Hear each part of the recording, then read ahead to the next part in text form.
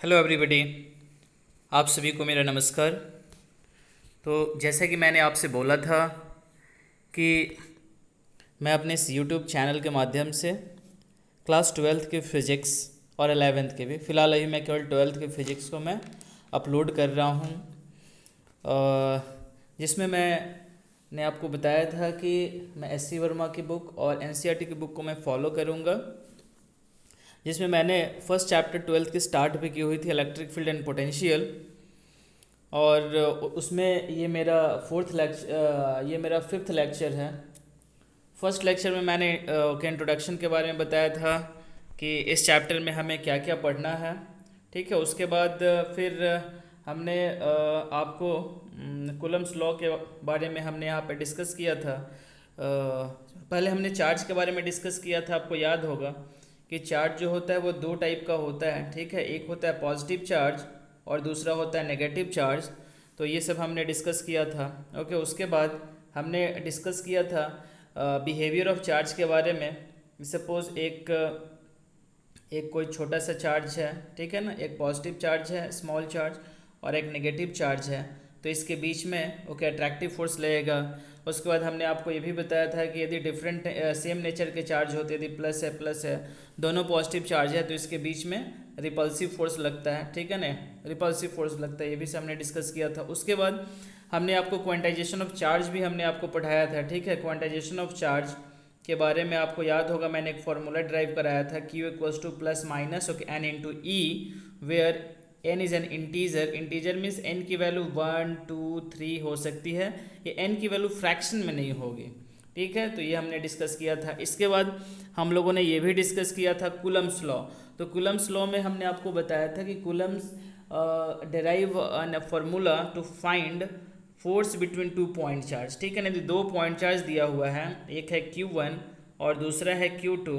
तो इसके बीच में जो इलेक्ट्रिक फोर्स का वैल्यू होता है वो होता है 1/4πε0 into product of charges Q1 into Q2 by distance का स्क्वायर, यदि डिस्टेंस R है तो। ओके, मैं एक बार फिर से इसको लिख देता हूँ अच्छे से। F equals to 1/4πε0 into Q1 Q2 upon R²। ठीक है, उसमें हमने इसका वैल्यू भी आपको बताया था कि इस कांस्टेंट का वैल्यू कितना होता है, 9 इंटू 10⁹ न्यूटन मीटर स्क्वायर पर कूलम्ब स्क्वायर। तो ये सब मैंने आपको फार्मूलाज वगैरह भी इसका बता दिया था। उसके बाद हमने आपको ये भी बताया था कि एप्सिलॉन नॉट का वैल्यू क्या होता है। एप्सिलॉन नॉट का वैल्यू कितना होता है, 8.85 इंटू 10⁻12। ठीक है, ये हो जाएगा कूलम स्क्वायर बाई न्यूटन और मीटर स्क्वायर। तो ये सब चीज़ हम लोगों ने अभी तक पढ़ लिया है। ठीक है, अब इसके बाद हमारा जो नेक्स्ट जो टॉपिक है, ठीक है, वो नेक्स्ट टॉपिक है हमारा, थोड़ा सा मैं कलर में चेंज करना चाह रहा हूँ। ओके, ये थोड़ा बोल्ड हो गया।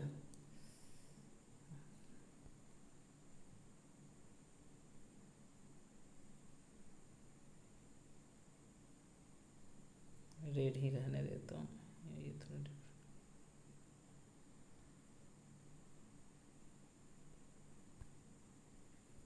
ओके। चलिए, तो अब देखिए, अब हमारा जो नेक्स्ट जो टॉपिक है, ओके, ये है इलेक्ट्रिक फील्ड। तो आज मैं आपको अपने इस यूट्यूब चैनल के माध्यम से पढ़ाऊंगा इलेक्ट्रिक फील्ड, तो आप ध्यान से सुनिए। ठीक है, इसके बाद हम लोग क्वेश्चन भी देखेंगे इसमें, क्योंकि अभी आपको मालूम है कि फिर से ये लॉकडाउन हो गया है कोरोना वायरस के कारण। तो हमें अपने रूम से ही वीडियो को शूट करना पड़ रहा है, क्योंकि अभी मैं स्टूडियो में नहीं जा पा रहा हूँ। ओके, तो आप यहाँ पे देखिए। ठीक है, इलेक्ट्रिक फील्ड को हम लोग डिफाइन करेंगे। ओके, इलेक्ट्रिक फील्ड आज हम लोग पढ़ेंगे, जो हमारा आज का टॉपिक है। तो हम लोग पढ़ेंगे okay electric field due to point charge. तो पॉइंट चार्ज के बारे में हमने आपको बताया था कि जैसे ये कोई एक पॉइंट चार्ज हो गया, ठीक है, okay, it's a point charge. अब पॉइंट चार्ज हम प्लस यहाँ पे ले लेते हैं, पॉजिटिव चार्ज को हम पॉइंट चार्ज लेते हैं। ठीक है, तो कोई भी आप चार्ज लो, चाहे वो पॉजिटिव है या नेगेटिव है, ये अपने चारों ओर ना एक फील्ड का क्रिएशन करता है। ठीक है, ओके, और इस फील्ड में यदि कोई दूसरा चार्ज इंटर करेगा, चाहे वो पॉजिटिव हो या वो नेगेटिव हो, ठीक है, तो यहाँ पे क्या होगा कि इसके इलेक्ट्रिक फील्ड में, ये जो फील्ड में इंटर करेगा, तो ये कुछ फोर्स को एक्सपीरियंस्ड करेगा दोनों। या तो ये फोर्स रिपल्सिव हो सकता है, या तो ये फोर्स अट्रैक्टिव हो सकता है, यानी कोई भी पॉइंट चार्ज है उसके चारों ओर का वैसा एरिया जिस एरिया में यदि कोई दूसरा चार्ज पार्टिकल इंटर कर रहा है तो वो चार्ज पार्टिकल कुछ फोर्स एक्सपीरियंस्ड करेगा। वो फोर्स अट्रैक्टिव भी हो सकता है, वो फोर्स रिपल्सिव भी हो सकता है, ठीक है। तो उस फील्ड को, ये वाली जो फील्ड जो आपको दिखाई दे रहा है, ठीक है ना, इसी फील्ड को हम लोग क्या बोलते हैं, इलेक्ट्रिक फील्ड। मीन्स कि यदि कोई चार्ज, फोर्थ चार्ज या कोई एक चार्ज यहाँ पे है Q1, ठीक है ना, यहाँ पे कोई एक चार्ज है, ओके, यहाँ पे कोई एक चार्ज है,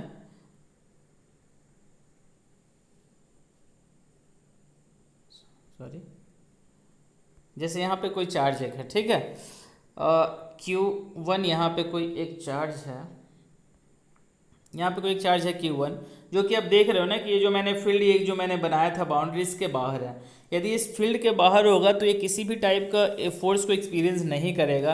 रीज़न क्या है कि ये इलेक्ट्रिक फील्ड में नहीं है, यानी कि दो चार्ज पार्टिकल के बीच में फोर्स एक्सपीरियंस तभी होगा जब वो दोनों पार्टिकल एक दूसरे के इलेक्ट्रिक फील्ड में होंगे तब, ओके, या दोनों के एक दूसरे के इलेक्ट्रिक फील्ड में हो या ना हो, बट किसी एक का जो इलेक्ट्रिक फील्ड है उसके फील्ड में दूसरे को इंटर्ड होना चाहिए, दूसरा वहाँ पे होगा तभी ये पॉसिबल है, ठीक है। जैसे मान लो कि एक मैंने यहाँ पे फील्ड एक मैंने ड्रॉ कर दिया, ठीक है, ओके। अब यहाँ पे ये किसी एक चार्ज का फील्ड है Q का, अब एक चार्ज है Q1 यहाँ पे, ठीक है, एक चार्ज है Q2 यहाँ पे, और एक चार्ज बिल्कुल इसके पास में है Q3। अब हम पूछें कि कहाँ पे मैक्सिमम फोर्स एग्जर्ट हो, कौन सा जो चार्ज पार्टिकल है Q1, Q2, Q3 में वो मैक्सिमम चार्ज को एग्जर्ट करेगा, तो आपका आंसर क्या होगा, Q3, ठीक है। आंसर क्या होगा आपका कि Q3 जो है, Q3 मैक्सिमम फोर्स को एग्जर्ट करेगा, ठीक है, ये मैक्सिमम। उसके बाद क्या होगा Q2, उसके बाद Q1 क्या होगा, Q1 किसी भी फोर्स को एग्जर्ट नहीं करेगा, क्यों, क्योंकि ये इलेक्ट्रिक फील्ड के क्या है, बाहर है, ठीक है। तो कोई भी चार्ज तभी फोर्स एक्सपीरियंस करता है जब वो चार्ज, ये जो पॉइंट चार्ज है इसके इलेक्ट्रिक फील्ड के अंदर होगा। तो अब हमें इलेक्ट्रिक फील्ड को डिफाइन करना है और इसके लिए फॉर्मूला भी डिराइव करना। आई होप कि आपको समझ में आ गया होगा कि इलेक्ट्रिक फील्ड होता क्या है, फाइन, ओके। तो चलिए हम लोग यहाँ पे अब हम लोग आगे इसमें कुछ कुछ डिस्कस करते हैं और फॉर्मूला को भी हम लोग डिराइव करते हैं, ओके। तो सिंपली फॉर्मूला आपको डिराइव करने के लिए क्या, आप जैसे आप डेफिनेशन में पहले डिफाइन इसको कर देता हूँ, ठीक है, उसके बाद मैं इसको डिराइव कर देता हूँ। तो डेफिनेशन आप क्या लिखोगे कि okay, it is defined as, means electric field is defined as force per unit test, force per unit test charge, okay. क्या मैं बोला, फिर से आप नोट कर लो, electric field is defined as force experienced by test charge per unit test charge, यानी कि सॉरी, फोर्स एक्सपीरियंस्ड बाय, हाँ, test charge per unit test charge, यानी कि आप एज्यूम करो कि यहाँ पे एक पॉइंट चार्ज है Q plus it's a point charge, ठीक है ना। अब इस चार्ज का अपना फील्ड होगा, सपोज कि ये इसका अपना फील्ड है यहाँ तक, ठीक है, ऐसे यहाँ पर, क्योंकि ये आपको चारों ओर होगा इसके फील्ड, तो हम मान लेते हैं कि इसका फील्ड है, ठीक है ना। जितना डिस्टेंस ये होगा उतना डिस्टेंस इधर भी होगा, ठीक है, उसमें कोई टेंशन नहीं है। अब मान लो कि यहाँ पे हम एक छोटा सा चार्ज ले ले, एक हम छोटा सा टेस्ट चार्ज ले रहे हैं Q डैश, ठीक है। ये टेस्ट चार्ज प्लस भी हो सकता है, माइनस भी हो सकता है, कोई टेंशन नहीं है इसमें, ठीक है, ओके। इसका तो यहाँ पे मान लीजिए एक छोटा सा हमने ले लिया, क्या ले लिया हमने, यहाँ पे ले लिया टेस्ट चार्ज, ठीक है, टेस्ट चार्ज ले लिया Q डैश, और ये हमारा क्या है, Q, फाइन। तो अब देखिए मैंने आपको डिफिनीशन में क्या दिया कि फोर्स एक्सपीरियंस बाय, क्योंकि मैंने अभी अभी आपको बताया कि यदि फील्ड के अंदर में है टेस्ट चार्ज तो फोर्स को एक्सपीरियंस करेगा। मैंने आपको क्या बोला कि electric field is defined as force experienced by test charge, तो टेस्ट चार्ज क्या है यहाँ पे, Q डैश, तो force experienced by test charge per unit test charge, ठीक है, या in simple language you can say force per unit charge is defined as electric field. तो चलिए हम लोग इसको डिफाइन करते हैं, हम इसके बीच के सेपरेशन को मान लेते हैं R, ठीक है ना। तो आप इसको याद रखो कि ये दो चार्ज हमने लिया है, एक क्या है, पॉइंट चार्ज है कैपिटल Q, टेस्ट चार्ज हमने क्या लिया हुआ है, Q डैश लिया है। इन दोनों चार्ज के बीच का सेपरेशन हमने क्या ले लिया है, स्मॉल r ले लिया है, और हम ये कंडीशन आपको बता रहे हैं कि Q डैश जो है वो पॉइंट चार्ज जो क्यू के है उसके इलेक्ट्रिक फील्ड के रीजन में। चलिए हम लोग नेक्स्ट पेज में चलते हैं। तो डेफिनेशन हो गया। तो सबसे पहले हम क्या करेंगे, फोर्स को हम फाइंड करेंगे, ठीक है। फोर्स के लिए क्या हमने फॉर्मूला आपको बताया था, 1/4 पाई कूलम्स लॉ, ठीक है। मतलब कूलम्स लॉ जो था 1/4 पाई एप्सिलॉन नॉट, दोनों चार्ज का प्रोडक्ट ले लेंगे तो क्यू, कैपिटल क्यू और क्यू डैश हमने लिया था, बाई आर स्क्वायर। तो आर स्क्वायर क्या हो गया, डिस्टेंस हो गया, तो ये फोर्स हो गया। अब हमने इलेक्ट्रिक फील्ड के लिए आपको फॉर्मूला के, अब हमने आपको क्या बताया कि force experienced by test charge per unit test charge, यानी कि F by Q dash. Clear, यहाँ तक कोई दिक्कत नहीं। अब हम क्या करेंगे कि ये जो फोर्स का जो वैल्यू है हम इसको यहाँ पे पुट करेंगे, फिर देखेंगे कि इलेक्ट्रिक फील्ड का जो है वैल्यू वो क्या आ रहा है। तो चलिए देखते हैं नेक्स्ट पेज में। तो इलेक्ट्रिक फील्ड क्या हो जाएगा, फोर्स। फोर्स के लिए फॉर्मूला हमने क्या लिखा था, 1/4 pi epsilon not into capital Q small Q dash upon r square divided by Q dash. तो यहाँ से क्या हो गया, क्यू डैश और क्यू डैश कैंसिल हो गया, ठीक है।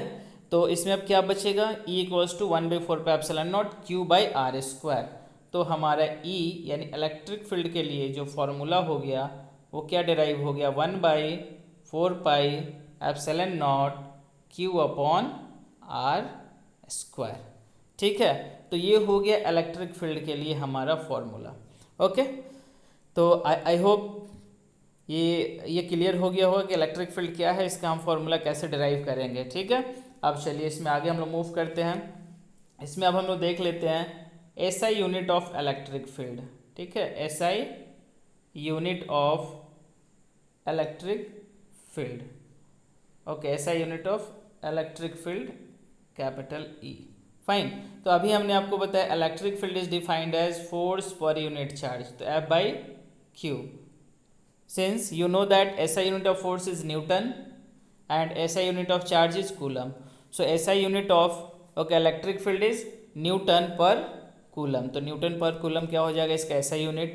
डायमेंशन भी हम इसका फाइंड कर लेते हैं, ठीक है। डायमेंशन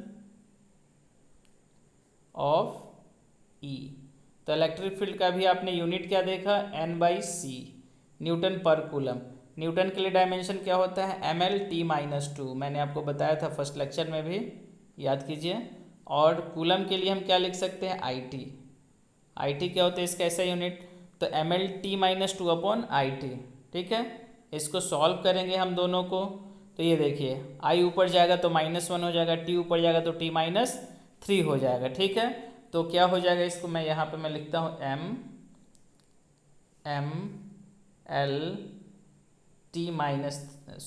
नेक्स्ट पेज में लिख देता हूँ। तो क्या हो जाएगा, इलेक्ट्रिक फील्ड का डायमेंशन mL/I-1 और T-3, ठीक है। तो ये डायमेंशन भी हो गया। तो हमने इलेक्ट्रिक फील्ड का इलेक्ट्रिक फील्ड का फॉर्मूला भी हमने यहाँ पे पढ़ लिया। E इक्वल्स टू क्या होता है, 1/4 पाई एप्सिलॉन नॉट, यदि कोई टेस्ट चार्ज गिवन है तो Q अपॉन आर स्क्वायर, ठीक है। तो अब देखिए टेस्ट चार्ज पे डिपेंड नहीं करता है, क्योंकि इलेक्ट्रिक फील्ड चार्ज का अपना प्रॉपर्टीज़ होता है, तो जो चार्ज पार्टिकल लेंगे उसी पे डिपेंड करेगा। इसलिए टेस्ट चार्ज का जो वैल्यू उसको और उसका जो एरिया होगा उसके अंदर में उसका इफेक्ट हमें मालूम चलेगा। दूसरा हमने इसका SI यूनिट भी हमने देख लिया। SI यूनिट क्या होता है, न्यूटन पर कूलम। हमने इसका डायमेंशन भी देख लिया। डायमेंशन क्या होता है, mL/I-1 और T-3, ठीक है। तो ये चीज़ हमने देख लिया। अब चलिए नेक्स्ट, अब एक चीज़ और हम यहाँ पे डिस्कस करते हैं कि is electric field vector quantity और scalar quantity. Electric field vector quantity होता है या स्केलर क्वांटिटी होता है, इस पर हम लोग डिस्कस करेंगे, ठीक है। तो अभी हमने आपको बताया था कि electric field defined as force per unit charge. आप यहाँ पे देख सकते हो कि फोर्स क्या वेक्टर क्वांटिटी है, चार्ज क्या स्केलर क्वांटिटी है। तो ये भी हमारा क्या हो जाएगा, वेक्टर क्वांटिटी हो जाएगा, ऐसे समझने के लिए, ठीक है। So electric field is a vector quantity, और जब वेक्टर क्वांटिटी है तो इसमें इसका डायरेक्शन भी होगा। अब हमें ये सोचना है कि इलेक्ट्रिक फील्ड का डायरेक्शन किधर की ओर होगा, ठीक है, ओके।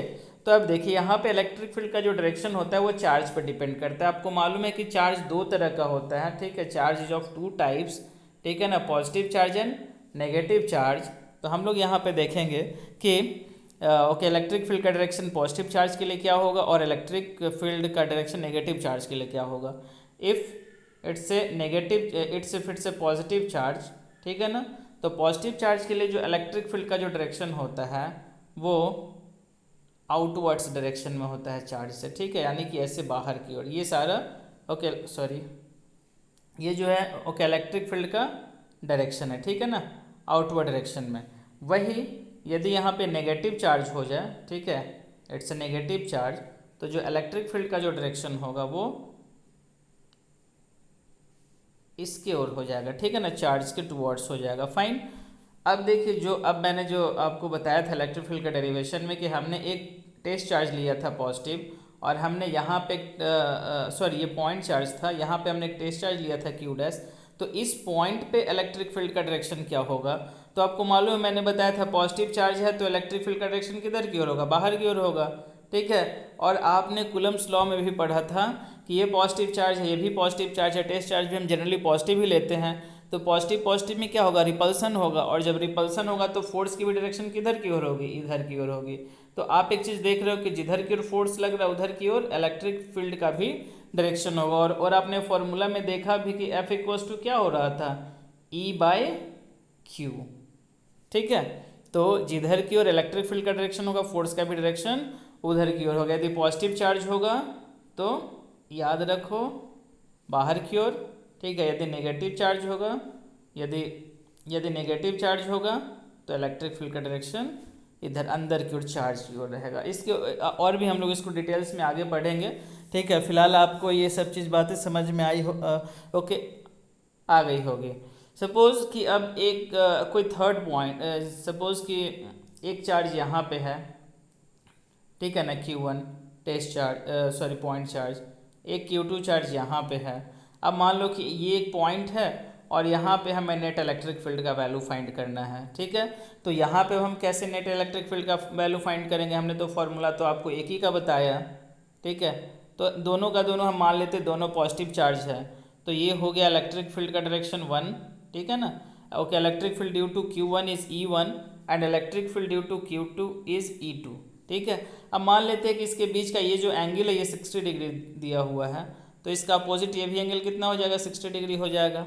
ओके, तो हम नेट इलेक्ट्रिक फील्ड कैसे फाइंड करेंगे, E1 का वैल्यू फाइंड कर लेंगे, मालूम कर सकते हैं क्योंकि हमने फॉर्मूला आपको बता दिया, E equals to 1/4πε0 into Q/r², ठीक है। डिस्टेंस दिया रहेगा जो भी डिस्टेंस होगा, तो हम यहाँ से E1 का वैल्यू फाइंड कर लेंगे, वैसे ही E2 का वैल्यू फाइंड कर लेंगे। अब देखो क्योंकि हम लोग ये हमें मालूम है कि इलेक्ट्रिक फील्ड क्या होता है, वेक्टर क्वांटिटी होता है, और जब दो वेक्टर क्वांटिटी दिया हुआ हो इसके बीच का एंगल 60 है, तो आपने 11th क्लास में पढ़ा होगा वेक्टर में कि रिजल्टेंट हम लोग कैसे फाइंड करते हैं। तो देखिए हम लोग कैसे रिजल्टेंट फाइंड करते हैं, तो E नेट इक्वल्स टू हो जाएगा अंडर रूट, आपको याद होगा रिजल्टेंट का फॉर्मूला, E1² मैग्नीट्यूड लेते हैं, E1² plus E2² plus 2E1 E2 into cos 60 degree. उसके बाद हम क्या करेंगे, यहाँ पे सारे वैल्यू को पुट कर लेंगे, ठीक है। तो ये होता है हमारा, यहाँ पे हम लोग वैल्यू को पुट कर लेंगे, 2E1 E2 इंटू कॉस, यहाँ नीचे लिख देते 60 डिग्री। अब वैल्यू हम पुट कर लेंगे तो हमें नेट इलेक्ट्रिक फील्ड का भी वैल्यू मालूम चल जाएगा, ठीक है। तो 1 हो 2 हो 3 हो जितना भी हो, हम वेक्टर एडिशन से हम इसके वैल्यू को फाइंड कर सकते हैं। तो आई होप कि आपको इलेक्ट्रिक फील्ड जो है वो क्लियर हो गया होगा, ठीक है। तो एक बार मैं रिकैप करवा देता हूँ फिर से, हमने आज क्या क्या डिस्कस किया, ठीक है। सबसे पहले हम ये पढ़े कि इलेक्ट्रिक फील्ड क्या होता है, ठीक है। तो okay, electric field is the area around a charge, ठीक है ना। इलेक्ट्रिक फील्ड क्या होता है, किसी भी टेस्ट चार्ज के चारों या किसी भी चार्ज के चारों तरफ का वो एरिया होता है जिस एरिया में कोई यदि दूसरा चार्ज इंटर कर रहा है तो वो कुछ फोर्स को एक्सपीरियंस करेगा। ये फोर्स अट्रैक्टिव भी हो सकता है, फोर्स रिपल्सिव भी हो सकता है, वो डिपेंड करेगा कि जो चार्ज इंटर कर रहा है उसका कैरेक्टर क्या है, उसका नेचर क्या है। यदि दोनों सेम नेचर के मिल गए तो इनके बीच में रिपल्सिव फोर्स लगेगा। यदि एक दूसरा चार्ज इंटर कर रहा है उसका नेचर डिफरेंट है तो इनके बीच में क्या होगा, अट्रैक्टिव फोर्स लगेगा, ठीक है। तो ये हमने पढ़ा। उसके बाद हमने क्या पढ़ा कि कोई टेस्ट चार्ज है, ठीक है ना, और इसके फील्ड में सॉरी कोई पॉइंट चार्ज है, इसके फील्ड में हमने कोई एक टेस्ट चार्ज क्यू डैश ला दिया, तो यहाँ पे इलेक्ट्रिक फील्ड की वैल्यू क्या होगी, इसकी डायरेक्शन क्या होगी, इस पे फोर्स का डायरेक्शन क्या होगा, ये सब हमने पढ़ लिया, ठीक है।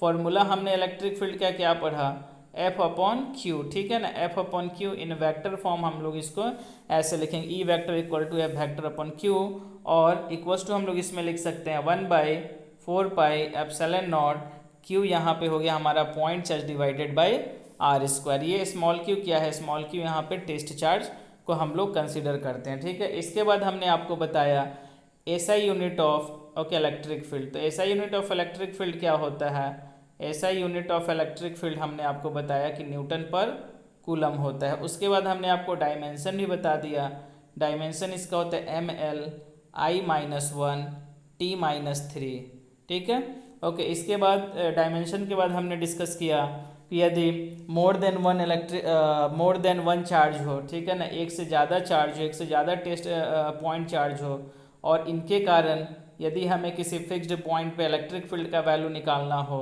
ठीक है, और ये डिस्टेंस वगैरह सारा मेंशन हो, तो हम क्या करेंगे, पहले दोनों के कारण इंडिविजुअल इलेक्ट्रिक फील्ड का वैल्यू फाइंड कर लेंगे।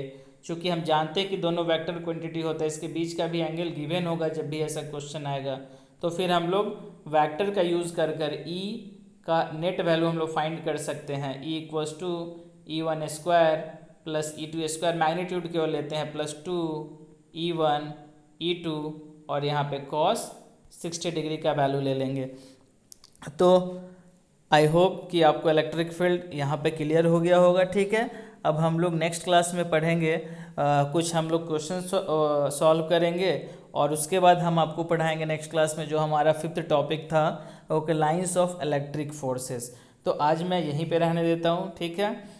लॉकडाउन है, कोरोना वायरस भी है, ठीक है, और काफ़ी टेंशन बना हुआ है हमारे कंट्री में, बट फिर भी हमें अपनी पढ़ाई करती रहनी है, ठीक है। हम घर में रहें, स्वस्थ रहें, अच्छे रहें, ठीक है। तो आज मैं यहीं पे अपने इस लेक्चर को रोकता हूँ, ठीक है। तो धन्यवाद and thank you for watching my video, ठीक है, thank you for watching my video.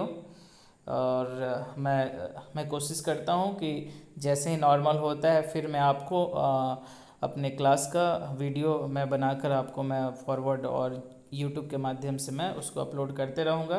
तो यदि आपको मेरा वीडियो अच्छा लग रहा है तो please subscribe my channel, okay. Comment आप ज़रूर करें, क्योंकि आप कमेंट कीजिएगा तो फिर मुझे मालूम चलेगा कि और मुझे क्या इम्प्रूवमेंट करना है, ओके। और अपने दोस्तों के साथ शेयर भी ज़रूर करें, ठीक है, ओके। सो थैंक यू, जय हिंद, जय भारत।